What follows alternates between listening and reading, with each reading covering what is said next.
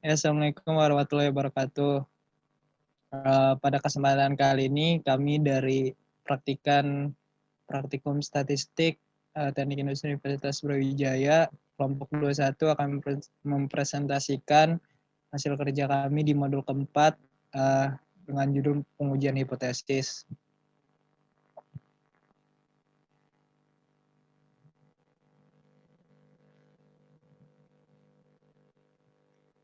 Ya, kelompok 21 ini berisi beranggotakan yang pertama Miftadian Pangesti, Nanda Tana Irsyadul Bahir, Raisa Nur Aziza, Sylvain Darti, dan saya sendiri Reza Noval Azmi. Sebelumnya kami ingin mengucapkan terima kasih kepada dosen pembimbing kami yang sudah membina kami pada modul keempat ini, yaitu Profesor Dr. Insinyur Komariatus Soliha, AMD HYP, ST, MKes, IPU, ASEAN Engineering. Nah, pada presentasi ini akan dijelaskan lingkup dan tujuan studi dari praktikum, studi kasus praktikum, prosedur praktikum, pembahasan dari praktikum, serta kesimpulan dan saran mengenai praktikum. Nah, yang pertama, lingkup dan tujuan studi. Lingkup studi pada praktikum pengujian hipotesis ini mempelajari mengenai pembuktian kebenaran dari suatu hipotesis yang dilakukan dengan pengujian. Lingkup studi yang akan dibahas pada praktikum ini yaitu satu, konsep dan pengolahan data normal dan homogen melalui uji hipotesis parametrik dengan ANOVA two-way test dengan interaksi. Yang kedua, pengambilan data uji hipotesis parametrik dengan ANOVA two-way test dengan interaksi menggunakan perhitungan manual dan menggunakan software. Selanjutnya, tujuan dari praktikum ini adalah yang pertama dapat mengetahui jenis-jenis pengujian hipotesis, yang kedua dapat mengambil data dari eksperimen yang dilakukan, yang ketiga dapat melakukan pengujian hipotesis baik secara manual maupun menggunakan software, dan yang terakhir dapat menganalisis dan menarik kesimpulan dari hasil pengujian hipotesis yang dilakukan. Yang selanjutnya adalah studi kasus. Studi kasus pada praktikum kali ini yaitu perusahaan IKEA merupakan perusahaan yang memproduksi berbagai macam furniture. Pada bulan Juli, perusahaan tersebut menerima pesanan pembuatan rak dengan jumlah 10.000 pieces dalam waktu 1 bulan. Untuk mempercepat proses pemahatan, dilakukan pengujian untuk mencari sudut dan mata pahat yang terbaik. Proses pemahatan dilakukan menggunakan mesin engraver. Mesin engraver dapat dioperasikan dengan sudut sebesar 20, 45, dan 70 derajat, serta panjang pahat sepanjang 15 dan 30 cm.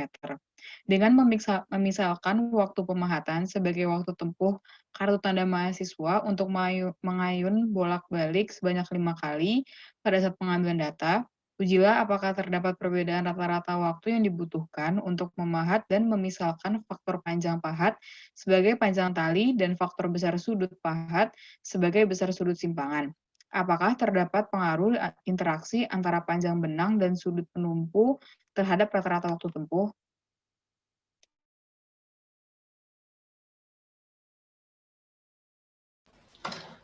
Nah, untuk selanjutnya yaitu prosedur praktikum. Yang pertama yaitu pembuatan alat peraga. Yang pertama dari langkah pertamanya yaitu memotong benang jahit sepanjang 15 dan 30 cm dengan toleransi sebesar 3 cm sehingga kita memotong benang sepanjang 18 dan 33 cm. Selanjutnya menempel ujung benang bagian atas sepanjang 1,5 cm tepat pada titik 0 busur dengan selotip. Selanjutnya menempel busur menggunakan selotip ke dinding atau permukaan rata lainnya. Pastikan permukaan dinding tidak miring sehingga benang dapat diayunkan secara normal.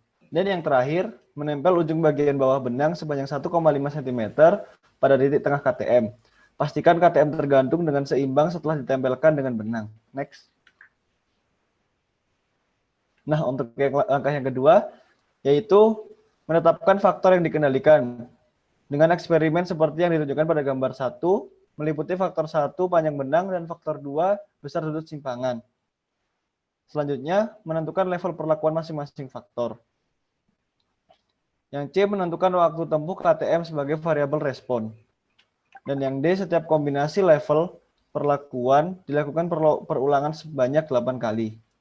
Yang E melakukan pengacakan urutan percobaan eksperimen dengan bantuan bilangan acak yang dibangkitkan dengan kalkulator atau formulasi spreadsheet. Yang F copy dan paste value nilai bilangan acak ke kolom sebelahnya. Hapus kolom bilangan acak yang sebelumnya. Dan yang G mengurutkan percobaan eksperimen berdasarkan hasil bilangan acak terkecil hingga yang terbesar. Selanjutnya. Nah, untuk yang ketiga pelaksanaan eksperimen. Yang pertama, lakukan eksperimen sesuai urutan hasil pengacakan, atur dan kendalikan level perlakuan untuk setiap percobaan eksperimen. Selanjutnya, menggunakan panjang benang sesuai level perlakuan faktor 1 dari percobaan eksperimen sesuai urutan. Dan selanjutnya, mengatur besar sudut simpangan sesuai level perlakuan faktor 2 dari percobaan eksperimen sesuai urutan. Yang D, menempelkan benang ke titik 0 derajat busur dan simpangkan benang sebesar sudut yang telah ditentukan pada tabel pengacakan. Yang E, melepaskan KTM dan biarkan mengayun sehingga KTM tidak mendapatkan gaya dorong dan hanya menggunakan gaya gravitasi. Yang F, mengukur waktu tempuh yang dibutuhkan KTM untuk mengayun bolak-balik dari tempat pelaksanaan pelepasan KTM hingga mengayun kembali ke sisi tersebut sebanyak 5 kali dan catatlah. Dan yang terakhir, membuat rekapitulasi hasil eksperimen. Lalu selanjutnya untuk pengolahan data berdasarkan penelitian yang sudah dilakukan terdapat 2 faktor, yaitu faktor pertama yaitu panjang tali dan faktor kedua sudut. Untuk panjang tali sendiri ada 30 cm dan 15 cm, lalu untuk sudut sendiri ada 20 derajat, 40 derajat, dan menggunakan 70 derajat. Untuk hasilnya seperti pada PPT tersebut. Next. Lalu selanjutnya pertama-tama menghitung uji homogenitas, yaitu dengan memasukkan hasil data, panjang tali, dan busur ke dalam software Minitab tersebut. Lalu untuk uji homogenitas sendiri menggunakan tingkat signifikansi 5% atau 0,05.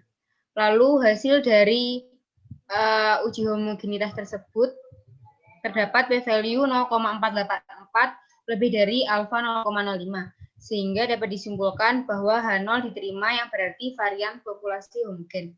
Next. Lalu berikut adalah uji normalitas juga menggunakan software Minitab. Untuk cara-caranya seperti uji homogenitas, yaitu memasukkan hasil data panjang tali dan besar busur ke dalam software Minitab tersebut. Lalu tapi untuk uji normalitas ini dihitung menggunakan masing-masing faktor, yaitu pertama menggunakan 15 cm dihasilkan p-value lebih dari 0,1. Lalu untuk panjang tali 30 cm untuk p-value-nya yaitu 0,1. Next. Lalu untuk hasil dari besar sudut 20 derajat juga p-value lebih dari 0,1. Lalu untuk sudut 20 derajat juga dihasilkan p-value 0,10. Next. Lalu selanjutnya untuk sudut 45 derajat, uji normalitas ini menghasilkan p-value 0,1. Karena ukuran sampel pada penelitian ini kurang dari 50, maka uji normalitas ini menggunakan uji Ryan-Joyner. Uji ini menggunakan level signifikansi 0,05. Jika hasil dari perhitungan tadi 0,05, maka H0 diterima dan dapat disimpulkan bahwa data tersebut berdistribusi normal. Berdasarkan hasil yang sudah dijelaskan tadi, p-value waktu tempuh residual yaitu kurang dari 0,1 karena p-value faktor 1 dan faktor 2 lebih dari 0,05, maka dapat disimpulkan H0 diterima, yaitu data waktu tempuh berdasarkan panjang tali dan waktu tempuh berdasarkan besar sudut tersebut berdistribusi normal. Next. Lalu selanjutnya uji ANOVA menggunakan menggunakan software Minitab. Sebelum melakukan uji menggunakan software, terlebih dahulu menentukan rumusan hipotesis. Untuk H0 sendiri, yaitu H0 alfa 1 sama dengan alfa 2 sama dengan 0, menyebutkan bahwa tidak terdapat perbedaan rata-rata waktu tempuh terhadap panjang tali. Lalu sebaliknya, jika alfa 1 tidak sama dengan 0, maka ada perbedaan rata-rata waktu tempuh terhadap panjang tali. Begitu juga dengan faktor besar sudut. Jika beta sama dengan 0, maka perbedaan rata-rata waktu tempuh tidak terdapat perbedaan rata-rata waktu tempuh terhadap besar sudut. Lalu juga sebaliknya, jika tidak sama dengan, maka ada perbedaan rata-rata waktu tempuh terhadap sudut tersebut. Lalu untuk interaksi antar faktor, untuk alfa kali beta sama dengan 0, menunjukkan tidak adanya interaksi antara panjang tali dan besar sudut terhadap rata-rata hasil waktu tempuh. Lalu sebaliknya, jika tidak sama dengan 0, maka terdapat interaksi antara panjang tali dan besar sudut tersebut. Next. Lalu untuk hasil dari uji ANOVA menggunakan software Minitab terlihat pada slide PPT tersebut. Pada uji ANOVA tersebut diperoleh untuk p-value panjang tali sebesar 0,00. Karena p-value kurang dari 0,05, yang mana itu uji signifikansi, maka H0 tersebut ditolak dan dapat disimpulkan bahwa terdapat perbedaan waktu tempuh terhadap panjang tali. Untuk data besar sudut diperoleh 0,00, maka H0 juga ditolak dan dapat disimpulkan bahwa ada perbedaan hasil waktu tempuh pada besar sudut. Sedangkan untuk interaksi panjang tali dan besar sudut diperoleh p-value 0,121, yang mana lebih besar dari tingkat signifikansi, maka H0 diterima, sehingga dapat disimpulkan bahwa tidak terdapat interaksi antara kombinasi panjang tali dan besar sudut terhadap rata-rata waktu tempuh. Next. Lalu untuk uji two-ways ANOVA secara manual menggunakan variansi, lalu dengan menggunakan rumus JKP, JKK, JKI, JKE, dan JKT. Lalu next.